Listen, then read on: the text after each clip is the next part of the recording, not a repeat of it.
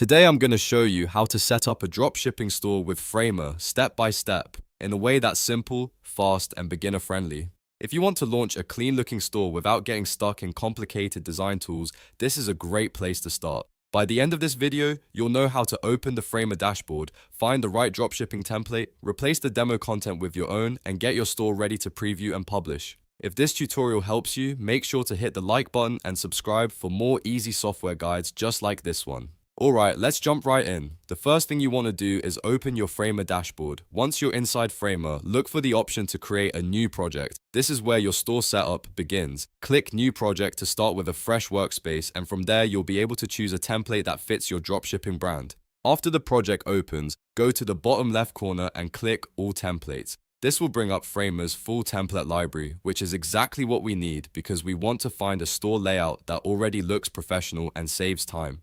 Now use the search bar and type dropshipping. Framer will show you a list of templates designed for e-commerce and product-based businesses. Take your time here and look through the options carefully because the template you choose will shape the overall look and feel of your store.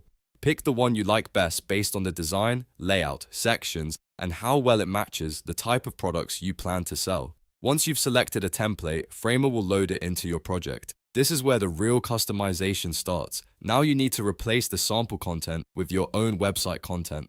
That means editing the text, swapping out the product images, changing the brand name, updating headlines, and adjusting any sections so they match your actual dropshipping business. This part is important because the template is only a starting point. To make the store feel trustworthy and ready for customers, everything should reflect your brand instead of the default demo content. As you work through the page, check the home page, product sections, call to action buttons, and any other blocks included in the template. Make sure your copy is clear, your visuals are high quality, and your messaging makes it obvious what you're selling and why someone should buy from you. If there are placeholder links or example buttons, update those too so they point to the correct pages or checkout flow. Once your content is replaced, preview the site carefully. Use the preview mode to see how the store looks on desktop and mobile because dropshipping stores need to look good on every device. Scroll through each section and make sure everything lines up properly, the text is readable, and the buttons work the way you want them to. If something feels off, go back and tweak it before publishing. That small extra step can make a big difference in how professional your store feels to visitors. When everything looks good, you're ready to publish.